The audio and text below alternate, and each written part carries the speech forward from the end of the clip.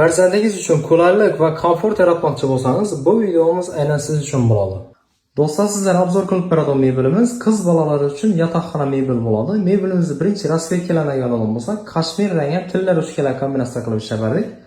Bu tarafimizdan shunday alyuminiy fosfatli oyna tashlab berdik, ichidan chiroyli pastkalar qilib berganmiz. Mebelimizning sensorini ishora qo'yib berganmiz. Shu o'rindan yoqib o'chirsa bo'ladi. Mebelimizning sifatidan bir to'xtalib o'tadigan bo'lsak, mebelimiz bakoylarida ortiqcha sho'rponlar yo'q. Mebelimiz polnosti eksentriklari yig'ilgan. Bu tarafimizda polkalar uchun seksiya tashlab berganmiz. Dapalari antresol bo'lib ochiladi. Bu tarafimizda kiyimlarni eldirish uchun joy tashlab berganmiz. Va mebelimizni pastlarida shunday tortmalar qo'yib berganmiz. Ikki dona tortma bo'ladi.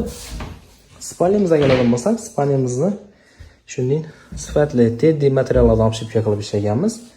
Matrasimiz ham ortopedik matras bo'ladi va ikki dona tumbalar bilan jihozlaganmiz. Bu tarafimizga keladigan bo'lsak, shunday darslardan parta qo'yib berganmiz.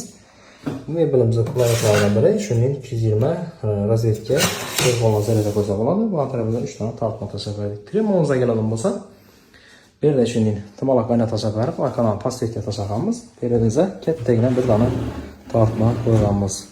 Bu pastvetkamiz sensor ham shu boqoydan shunday bir sipalab bersa, yonib o'chadi. Xudo xolasa mebelimizni cho'tki qilib sifatlatib ishlab egalarga topshirdik. Kimlar shunday mebel xizmatlariga kerak bo'lgan bo'lsa, bemalol o'zlaringizga murojaat qilasizlar, videoni ekranga o'chirib qo'yinglar. Albatta birdan like ham yoddan chiqmasin.